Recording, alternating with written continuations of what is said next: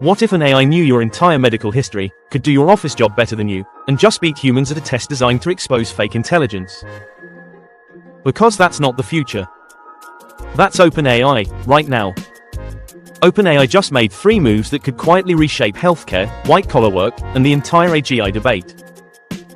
They launched ChatGPT Health, they're training an AI that can do real office work end-to-end, and GPT 5.2 just broke a major reasoning benchmark in a way that caught the entire AI world off guard. Let's break this down, because this is bigger than it looks. OpenAI officially launched ChatGPT Health, a dedicated health and wellness experience inside ChatGPT. And this isn't just, ask me medical questions, anymore. Health is treated as its own product category. Why? Because OpenAI says over 230 million people globally ask health-related questions every single week. That's basically the size of a major social network, just asking about health. What's new here? For the first time, users can connect real health data. Think about how fragmented health is today: one app for labs, another portal for doctor notes, Apple Health tracking steps and sleep, MyFitnessPal tracking food, wearables tracking heart rate. ChatGPT Health aims to connect all of it.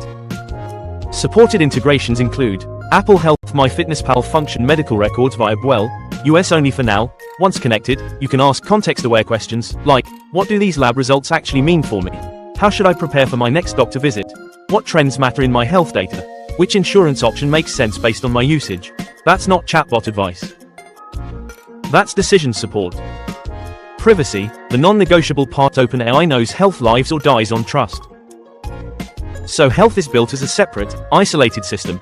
Purpose-built encryption, separate memory and storage, no mixing with normal chats. Health conversations do not train OpenAI's foundation model to control everything. View or delete health memories, disconnect apps instantly. Multi-factor authentication enabled. Health data stays in health. Normal chats can't see it. It's a one-way door. Now here's the part that should make every white-collar worker pause. OpenAI is reportedly training an advanced system designed to handle real office work, start to finish. Not toy examples. Not short prompts. Real task requests. Real deliverables. Real workflows. They partnered with contractors across industries and collected task instructions, final outputs, Word files, Excel sheets, PowerPoints, PDFs, tasks that take hours or days, not minutes. This trains AI to work like a virtual employee. Start, right pointing arrow, pause, right pointing arrow, revise, right pointing arrow, organize, right pointing arrow, deliver. And if this scales, admin work gets hit first, then junior content roles, then entry-level coding, customer support, legal research, finance and accounting. This isn't theoretical anymore. Companies already replace teams with one senior worker plus AI.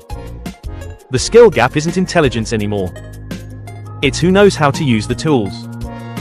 Part 3, GPT 5.2 breaks AGI 2. Now for the part that reignited the AGI debate.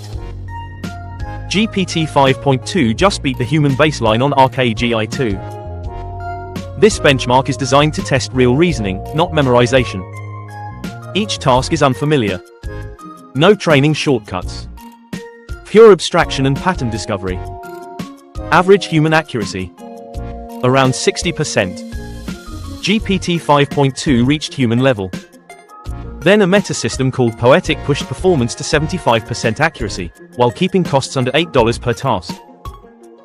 That's not just better models. That's smarter systems. AI isn't just getting bigger. It's getting better at using itself. The big idea, capability overhang. OpenAI keeps using one phrase, capability overhang. It means AI systems are already capable of more than humans are using. The bottleneck isn't intelligence. It's workflows, habits, integration, human imagination. So here's the real question: what's more dangerous? An AI that knows your medical history, or an AI that knows how to do your entire job? Drop your answer in the comments. If this video helped you understand what's actually happening in AI right now, hit like, subscribe, and I'll see you in the next one.